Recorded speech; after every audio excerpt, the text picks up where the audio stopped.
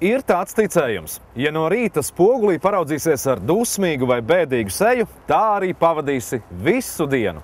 Ezotēriķi, piemēram, uzskata, ka spoguļi tomēr uztver mūsu pausto informāciju. Gribat ticat, gribat nē. Bet vienmēr taču ir patīkamāk ielūkoties spogulī un ieraudzīt tur smaidīgu seju. Ar jēdzienu mēbeļu furnitūra saprotam dažādas mēbeļu detaļas, piemēram, rokturus skapjiem, ritenīšu krēsliem, dažādas plauktu sistēmas iebūvētām mēbelēm. Galu galā furnitūra ir tā, kas veido mēbeli un satur tās konstrukciju kopā. Viens no vadošajiem un lielākajiem mēbeļu un durvju furnitūras tirdzniecības uzņēmumiem Latvijā, AM Furnitūra, savu darbību uzsāka pirms 13 gadiem.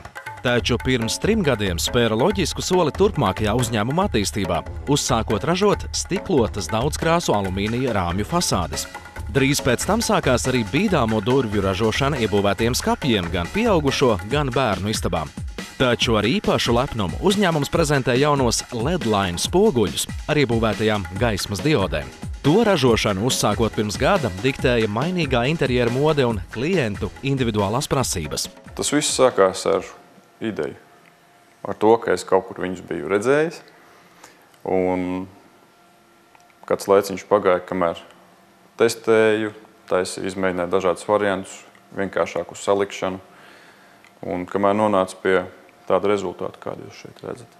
Izēja materiālu spogulim, alumīnija profilus, AM Furnitūra iepērk no sadarbības partneriem ārvalstīs. Tie ir dažādu krāsu, izmēru un formu. Savukārt stiklu ar jau nepieciešamiem dekoriem un vajadzīgos izmēros uzņēmums iepērk no Latvijas uzņēmējiem. Turpat veic spoguļa stikla apstrādi ar smilšu strūklu, kad no spoguļa kreisās puses notīra astarojošo slāni vajadzīgajā formā, kas nodrošina gaismas caurlaidību LED lampiņai. Spogulim būs vajadzīgs rāmis, tāpēc AM Furnitūras meistari sagriež alumīnija profilus uz speciālas zāģēšanas iekārtas. Kad uzņēmumā tādas nebija, to pašu darbu vajadzēja paveikt uz vienkārša ribzāģa. Savukārt jaunā datorvadāmā zāģēšanas iekārta nevien atvieglo darbu, bet paveic to ļoti precīzi. Kad profili sagriezti vajadzīgajos izmēros, uz frēzēšanas darba galda profilos iestrādā caurumus rāmju malu sastiprināšanai. Kreisajā pusē pie stīkla tiek pielīmēts transformators jeb strāvas pārveidotājs un slēdzis gaismas diodēm. Gaismas diodi pielīmē alumīnija profilam, tikai tad stiklu stiprina izveidotajā rāmī, kuru vēlāk saskrūvē. Atliek vien pārbaudīt, kā strādā elektronika un iepakot klienta pasūtījumu.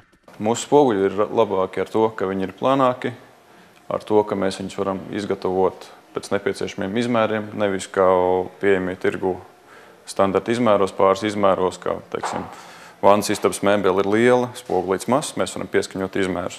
Kopējais spoguļa biezums ar rāmi ir aptuveni 3 cm, kamēr citiem standarta spoguļiem tie ir 5. Plānāks spogulis labāk izskatās pie sienas. Spoguļa gaismas diodes kalpos ilgi un tām ir zems elektrības patēriņš. Bez tām šis spogulis veidots tā, lai kungiem un sevišķi dāmām būtu maksimāli ērta spoguļošanās. Spoguļa apgaismojumu var ieslēgt ar pulti, piespiežot pogu pie spoguļa stikla, pieskroties jebkurā vietā pie rāmja vai ar sensoru palīdzību, tam reaģējot uz rokas kustību. Šīm lampiņām plus ir tas, ka viņas apspīd pareizajā leņķī, viņas spīd virsū. Nevis kā ir arī pieejams spoguļi, kur ir augšā lampiņas, ja viņas nepareizajā leņķī rāda, tad savu bildi redz melnu, tumšu, neizgaismotu. Nepareiz redz savu bildi, bet pieejot šeit, nerodās nekādas ēnas, tu redz savu seju pilnībā un gaišāk. Senos laikos cilvēki spoguļojās ūdenī un pārasti no sava attēla bijās.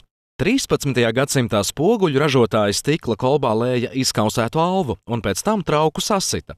Tā veidojās spoguļa gabali. Šodien spoguļu ražošanas tehnoloģijas ir attīstījušās tik tālu, ka klientam pirms izvēlēties spoguli no lielā piedāvājuma klāsta ir krietni vien jāpalauza galva, lai izlemtu, kāda dizaina spoguli pirkt.